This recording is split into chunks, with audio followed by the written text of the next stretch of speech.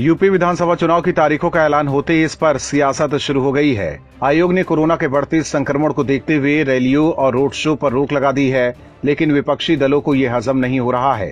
Samajwadi party प्रमुख अखिलेश यादव ने आयोग के फैसले पर सवाल उठाए हैं। चुनाव आयोग ने इस बार डिजिटल रैली को प्रोत्साहित करने की बात कही है, लेकिन अखिलेश यादव कह रहे हैं कि उनके पास डिजिटल रैली के लिए पैसे नहीं है। अखिलेश यादव को अभी से ही चुनाव में हार का डर सताने लगा है। इस बार चुनाव के लिए आयोग ने कई तरह के नियम बनाए हैं, लेकिन अखिलेश को चुनाव आयोग का नियम पसंद नहीं आ रहा है। अखिलेश यादव ने कहा है कि जिनके पास वर्चुअल रैली के लिए पर्याप्त इंफ्रास्ट्रक्चर नहीं है, वो कैसे चुनाव प्रचार करेंगे।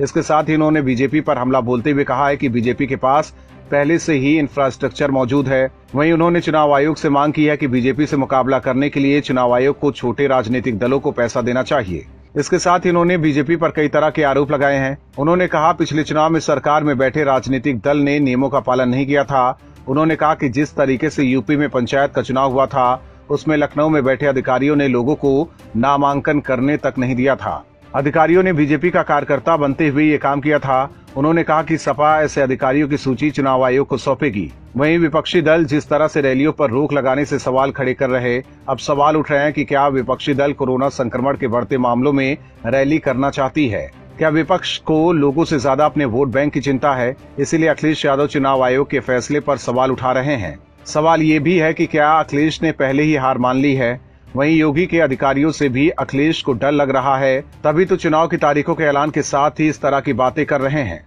वहीं सीएम योगी ने कहा कि प्रचंड बहुमत के साथ बीजेपी की वापसी होगी। Bureau report, OMH news. और भी वीडियोस देखने के लिए चैनल को सब्सक्राइब करें और बेल आइकन को दबाएं।